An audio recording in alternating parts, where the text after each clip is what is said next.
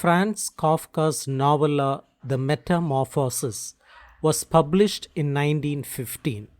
It describes a traveling salesman, Gregor Samsa, who wakes one morning to find himself transformed into a monstrous insect. Let's see the important characters in the novella. Gregor Samsa is a traveling salesman who wakes up transformed into a giant insect. Though he retains his human thoughts, he struggles with isolation, rejection, and his family's growing resentment. Grete Samsa, Gregor's sister, who first cares for him with compassion, over time she grows resentful and insists the family abandon him. The father, once a failed businessman, he becomes hostile toward Gregor after the transformation. His return to work restores some strength and authority. The mother is loving but fragile. She feels torn between concern for Gregor and horror at his insect form. She is often shielded from him by the others. The shower woman, an old cleaning lady, unafraid of Gregor's appearance, she treats him bluntly and without disgust. The office manager, Gregor's strict and suspicious boss, he reacts with fear and disgust upon seeing Gregor and flees. The boarders, three paying tenants in the Samsa household, they demand order but leave in outrage when they discover Gregor. The maid, the family's original servant, terrified of Gregor, she quits soon after his transformation. Let's see the summary of the novella. Gregor Samsa, a young man working as a traveling salesman, wakes up one morning to find himself transformed into a huge insect like creature. At first, he cannot believe what has happened to him. He looks around his bedroom, which still looks completely normal, and for a moment he hopes that if he goes back to sleep, the strange change will disappear. But when he tries to turn over, he realizes that his new body makes it impossible.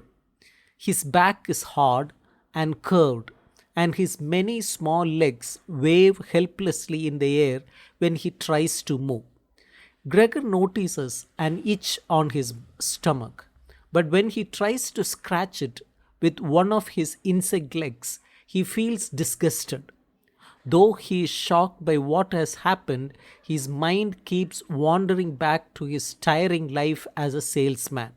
He thinks about how much he dislikes his job, the endless traveling, and the pressure to meet his boss's demands. If it were not for the fact that his parents and sister depend on his earnings, he would have quit long ago.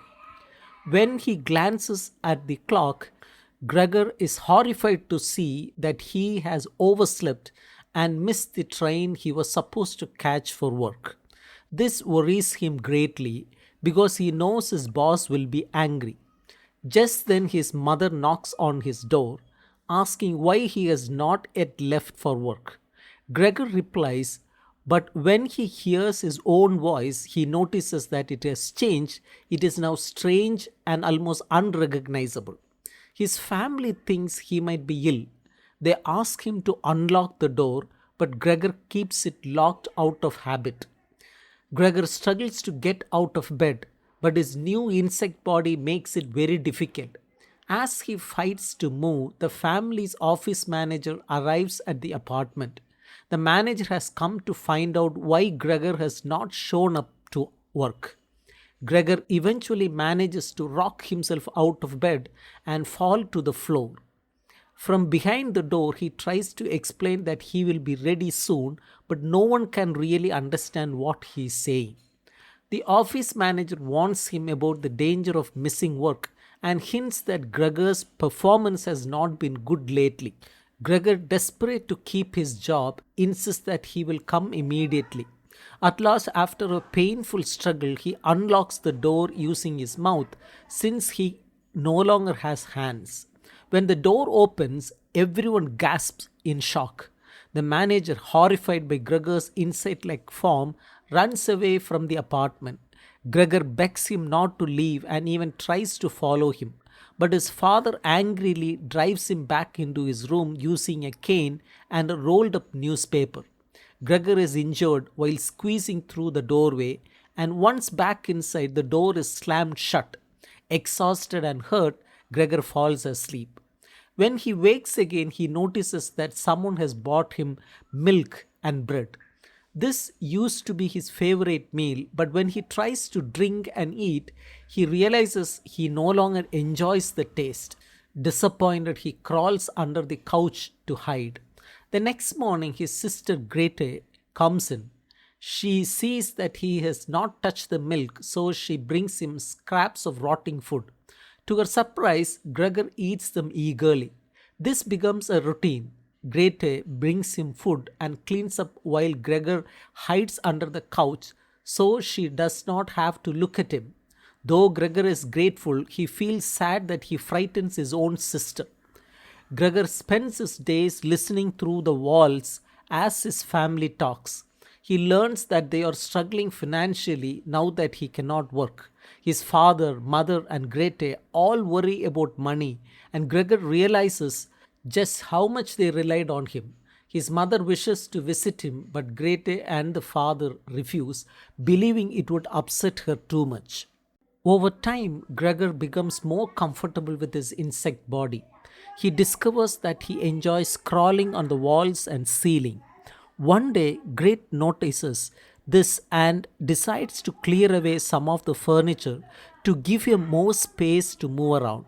She asks her mother for help, and together they begin removing the furniture. But Gregor becomes deeply upset when he realizes they are taking away everything that connects him to his human life. He clings to a picture of a woman dressed in fur on the wall, trying to protect it. When his mother sees him on the wall, she faints in terror. Grete cries out to Gregor for the first time since his transformation, begging him to stop. Gregor panics and runs into the kitchen. At that moment, his father returns from work. Seeing his wife unconscious and Gregor loose in the apartment, the father assumes that Gregor attacked her. In his rage, he throws apples at Gregor. One apple gets lodged in Gregor's back, causing a serious wound that never fully heals. Weak and in pain, Gregor drags himself back to his room. After this, Gregor's life becomes even sadder. His family starts leaving his door open in the evening so he can watch them. But the sight only makes him realize how tired and unhappy they have all become. Even Grete, who once cared for him, now treats him with annoyance. She brings him food and cleans up, but without the same care as before. The family replaces their maid with a cheaper cleaning woman who is less frightened of Gregor and even talks to him sometimes. To make extra money, they also take in 3 boarders. This forces him to store extra furniture in Gregor's room, making his space feel even smaller and more uncomfortable. Gregor loses his appetite almost completely and eats very little. One evening, the cleaning lady leaves Gregor's door open in the living room. Grete plays the violin for the boarders, who at first seem interested but quickly lose attention. Gregor, however, is moved by her music and slowly crawls out to listen more closely. For him, the music is one of the few things that still touches his human soul.